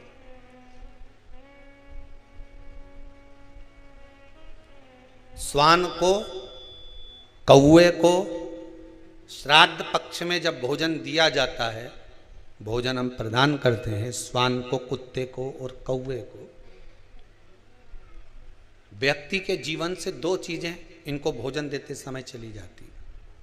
पहला, व्यक्ति का अहम, क्या चले जाता है? अहम, अहंकार।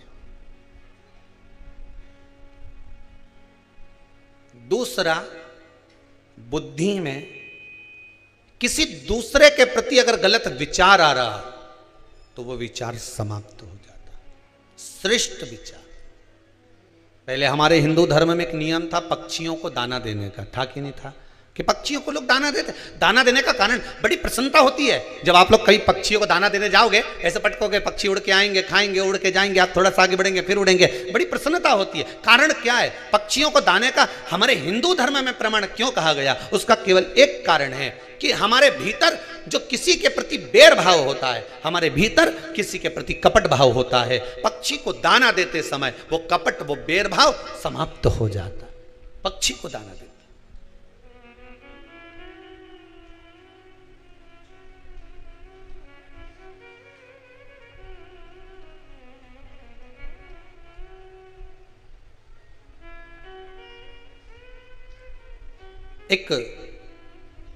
एक किसी व्यक्ति का फोन आया था, क्या गुरुदेव ये बताओ, ये जो 24,000 श्लोक से आहुतियां छूट रही हैं, अग्नि में सांकल्य दी जा रही है, क्या इससे पितरों को मोक्ष मिल जाएगा, प्राप्त हो जाएगा? गरुड़ पुराण में कहा गया, जब पितरों को बहुत भोजन मिलने लगा श्राद्ध पक्ष में, तो उनको अजीर्ण होने लगा, वॉमिटिंग करने लगे, पितृ रोने लगे कि हमको इतना भोजन मिल रहा है, हम इतना खा रहे, पच नहीं रहा, क्या करें? सारे पितर दौड़कर ब्रह्मादेव के पास पहुंच गए। ब्रह्मा जी कृपा करिए। ब्रह्मादेव भगवान विष्णु के पास ले गए पितरों को। भगवान विष्णु ने पूछा क्या हुआ? तो क्या महाराज जी ये पितर रो रहे हैं। क्यों? कि 16 श्राद्ध में इनको खाने को मिलता है, साल भर तो मिलता ही नहीं, एक बार जब जम के मिलता है तो डट के खा लेते हैं, और डट के पितर खा लेते हैं तो वो अजीर्ण हो जाता है। क्या करें? सब लेकर भगवान शंकर जी के पास गए।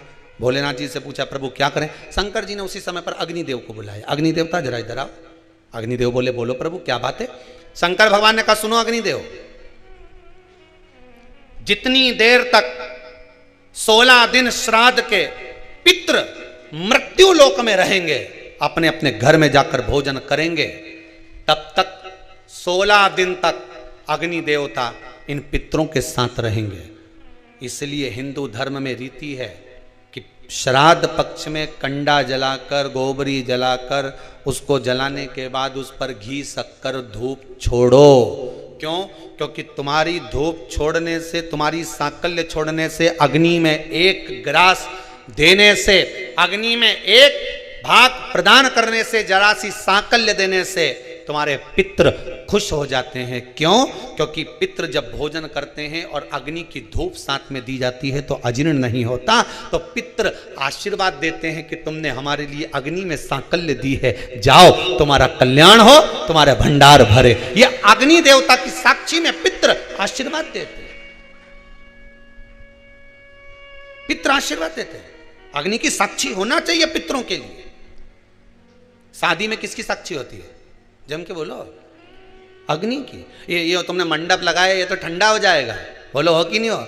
मोर छटाएगी तो मोर ठंडा हो जाएगा, बोलो हो कि नहीं हो? ये जितना बाराती आया एक ना एक दिन ये भी ठंडा हो जाएगा, बोलो है कि नहीं हो? सब अपने अपने घर पहुंच गया। ये सोफा सेट ने पलंग सब चले जाएगा, नहीं गद्दा रजाई और टेंट हाउस का था नहीं, ये भी चले जाएगा, बोलो सही है कि गलत है? पंडित जी ने पूजन कराई, वे भी चला जाएगा। अब सब कुछ चले गया।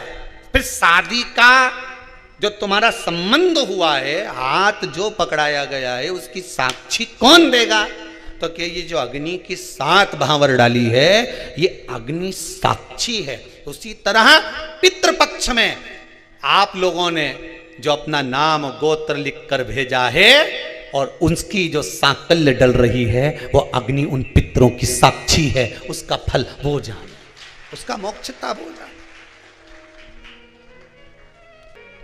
कथा कह रही है, शिव महापुराण वर्णन कर रही है, देव ऋषि नारद के हृदय चित्त। अहंकार चला गया, अभिमान गया, और अभिमान गया तब बाबा ने कृपा करी, शंकर जी का दर्शन हुआ, आज्ञा करी, क्या चाहते हो? नारद जी कहते हैं बस भक्ति करता था, श्रीमन नारायण का स्मरण करता था, पर भक्ति के पथ से मैं वंचित हो गया था, भक्ति के पथ से मैं छूट गया था। और भक्ति के पथ से जब मैं छूट गया, भक्ति के पथ से मैं वंचित हो गया, जब व्यक्ति के भीतर अहम आ जाता है, अहंकार आ जाता है, अभिमत्ता आ जाती है, तब व्यक्ति भक्ति के पथ से हट जाता। एक बात बहुत अच्छे से समझ लेना, बहुत सारी जगह का भोजन करोगे तो एक जगह में मन लगेगा क्या? अरे बोलो तो सही, अच्छे से तो बोलो, लगेगा एक जगह? नहीं। एक जगह पर अगर मन को लगाना है, अपने मन को एक जगह पर अगर स्थिर करना है, तो भोजन भी जम के बोलिए एक जगह का ही करना चाहिए। और एक बात अन्न के लिए बहुत ध्यान दीजिएगा महाराज, एक बात अपने जीवन में उतारिएगा कि प्रयास करना, तीर्थ में जाओ, होटल का भाग कम खाकर कहीं संत साधु सन्यासी कहीं आश्रम आदि में थोड़ा सा भी मिल जाए ना कण का मात्र, तो उसे पा लेना। प्रसाद मिल जाए उसको पा लेना। कहीं किसी आश्रम में जाओ, कभी भगवान के दरवाजे पर जाओ तो थोड़ा सा भाग मांग कर पा लेना। क्यों? उससे ना जाने इस आत्मा को कितनी संतुष्टि होगी, परमात्मा का दर्शन ना जाने कितनी जल्दी हो जाए। दर्शन मात्र प्रसाद भगवान को पाना, भक्ति का मार्ग।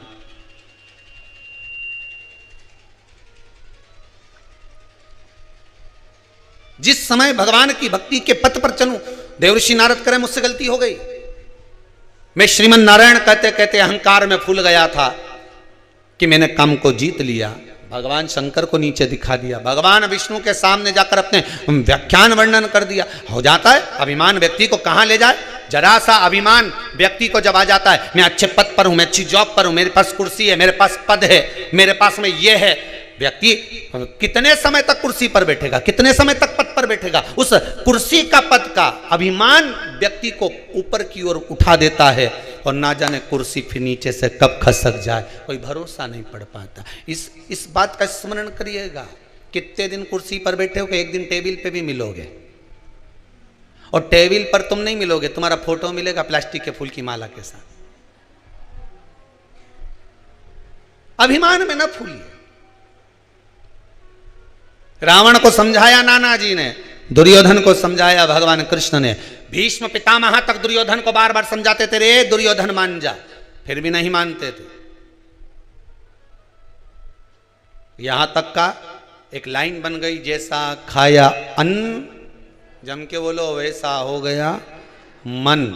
जैसा पिया पानी वैसी बन गई वाणी, जैसा पिया दूध वैसा बन गया बुध।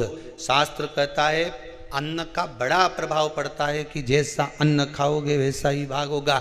साधु, सन्यासी, तपस्वी, साधक, उपासक, संत, महात्मा जो भगवान की अविरल भक्ति में जो डूबे रहते हैं, वो 10 जगह का अन्न नहीं खाते हैं। क्यों? 10 जगह का अन्न खाएंगे तो मन भी 10 जगह जाएगा, एक जगह का खाएंगे तो मन एक जगह रह जाएगा। एक जगह। कई तो ऐसे पापीडारा जीव हैं रे संसार में कि आश्रम में रहने के बाद भी आश्रम का भोजन नहीं करे, ना होटल में चरवा जाए, होटल में खाने जाए।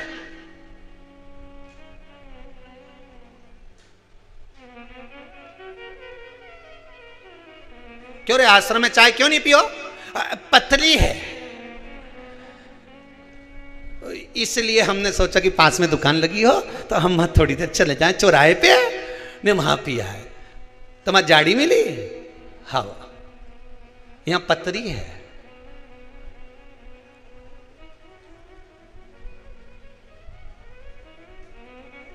भले वो गर्म पानी मिले रे, पर स्थान तो देखो कहां का है। गर्म पानी भी मिले ना, वह भंडारे की सब्जी में नमक नहीं भी हो ना, तो भी देखो तो सरी की वो कहां का है। रिसेप्शन में, शादी में खाना खाने जाओ, खाना बच जाए प्लेट में, तो तुम में से कितने लोग हैं कि बांध के लिया है? अरे बोलो, जम के तो बोलो। ने दही बड़ा छूट रिया हो तो नहीं साहब, हम तो पॉलीथिन लाए, हम तो खाए नहीं, सब बांध के भी ले जाए। लाओगे? रिसेप्शन में, पार्टी में, किटी पार्टी में खाने जाओगे, प्लेट में बच गया, बचा कर लाओगे? नहीं। भंडारे में खाने जाओगे, 2 पूड़ी बच गई, थोड़ी सी सब्जी बच गई, कमला घरे रह गई है, ले जाओगा कि नहीं ले जाओगे? अरे बोलो तो सरी साहब, थोड़ा सा ले गए, थोड़ा सा बचा, प्रसाद वो भी खा ली, पर वो रिसेप्शन से बचा के ले जाओ। नहीं, गुलाब जामुन बच गई, मैं तो डाल लूँ झोला में, कौन ले जाए? गाजर का हलवा बची गया, नहीं अपन तो डाल ही ला वैसे तो भाई, कोई बचा नहीं। पर भंडारे में कुछ बच गया तो झोले में रख लिया, 2 पूड़ी तो ले जा रही हूँ, घर में थोड़ा सा प्रसाद दे दूंगी ना। कहाँ से आई तो लोग पूछेंगे तो सीहोर गई थी ना कुबेरेश्वर धाम में, तो वहाँ खिचड़ी मिली थी, तो खिचड़ी धल रही हो, वहां से ये मिला थोड़ा सा बस। कई लोग यहीं की के यहीं रे आश्रम में रहे, यहीं पर आश्रम में रह रहे, और मालूम पड़े एक महाराज उनके बाजू में रह रहे, तो कि हम तो तुम्हारे घर का खाए पर आश्रम का नहीं खाए, मही का खाई से तो बुद्धि बेसी हो गई, ले भाटा पड़ी गया बुद्धि पे। जैसा खाया अन्न वैसा हो गया। अभी के दुर्योधन के कितना समझाया, अब रावण के नाना जी ने कितना समझाया। नाना जी से क्या, हमारा तो 10 मुंडा, तुम्हारा तो एक ही, हम में अकल ज्यादा। तो नाना भी बेचारा चुप हो गया, छोरी से कल पानी लिया, हमारा चक्कर ही का मुंडा देख देख के। कहीं बोलो नहीं बोल, मुझे कोई मतलब। अब नारद जी का अहंकार चला गया। अहंकार जब जाता है ना तो एकदम शांत कर देता है, एकदम शांत। सत्य बात किसी को कह दो, उसके बाद में जो शांति आएगी, एकदम जैसे वो सुतली बम नहीं फूटे, और फूटने के बाद एकदम साफ बंद, चुप, बस ऐसे ही अहंकार जब टूटता है, अभिमान जब टूटता है, एकदम रस्सी का बम ने सुतली बम बन के फूट गया। चुप। पहले जमाने में ऐसी गुचकुंडी भी होती थी, ऐसा नीचे चौकोर होती थी, वो में ऐसी एक लोहे की डंडी रहती थी, उसमें मसाला भरी दो और ऐसा दम से फोड़ दो, और गुचकुंडी जैसे ही फूटे नहीं तो मोहल्ला का लोग, छोरा कहीं करे छात उचकी जाए, गुचकुंडी पड़े सब चुन्न हो गया एकदम चुप। उसी तरह शिव पुराण जैसी चालू हुई ने गुचकुंडी फूटी। अब पाप, काम, लोभ, आसक्ति, वासना, तृष्णा सब उड़ गया। अहंकार गया, समय बीता।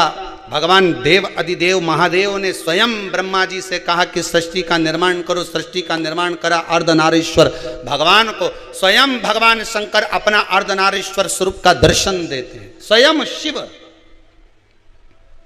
अर्धनारीश्वर स्वरूप का दर्शन देते हैं भगवान शंकर।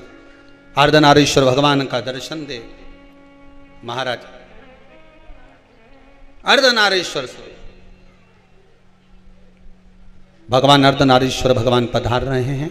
जोरदार ताली बजाकर स्वागत करें भगवान अर्धनारीश्वर शिव। भगवान शंकर अर्धनारीश्वर स्वरूप में पधार रहे हैं। बोल काशी विश्वनाथ भगवान की जय। भगवान भूत भावन भूतेश्वर मेरा शिव, मेरा ओघड़दानी, मेरा त्रिकालदर्शी पधार रहे हैं। बड़े भाव से अर्धनारीश्वर भगवान का दर्शन हो रहा है। भाव भक्ति से आप भगवान अर्धनारीश्वर का स्मरण करें। ओम नमः शिवाय, ओम नमः शिवाय, नमः शिवाय, ओम नमः शिवाय। भगवान शंकर अर्धनारीश्वर स्वरूप में पधारे। ओम नमः शिवाय, नमः शिवाय, ओम नमः शिवाय, ओम नमः शिवाय, ओम नमः शिवाय, ओम नमः शिवाय, ओम नमः शिवाय, ओम नमः शिवाय, ओम नमः शिवाय, ओम नमः शिवाय। बोल अर्धनारीश्वर भगवान की जय। हर हर महादेव। भगवान अर्धनारीश्वर स्वरूप का दर्शन दिए। आज की कथा को यही अर्धनारीश्वर भगवान के सुंदर विग्रह की ओर, विराम की ओर लेंगे। पितरों की बेटी माता मैनावती की पुत्री पार्वती के मंगल विवाह की ओर अग्रण्य होंगे। बड़ा सुंदर संवाद पीपल के वृक्ष का कल की कथा में स्मरण करेंगे। भाव भक्ति से आप सब कल कथा की ओर आगे बढ़ें।